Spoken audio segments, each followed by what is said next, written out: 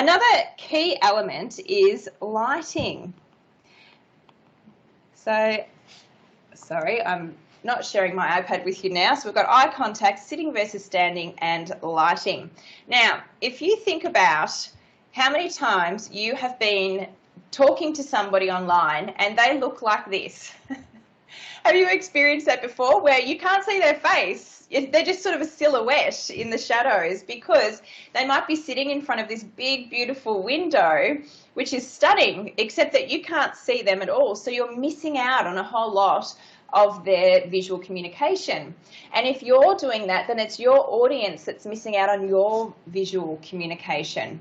So think about turning your desk around, facing the light from the window, or investing in some lights. I know Kmart have some ring lights now that are very cheap.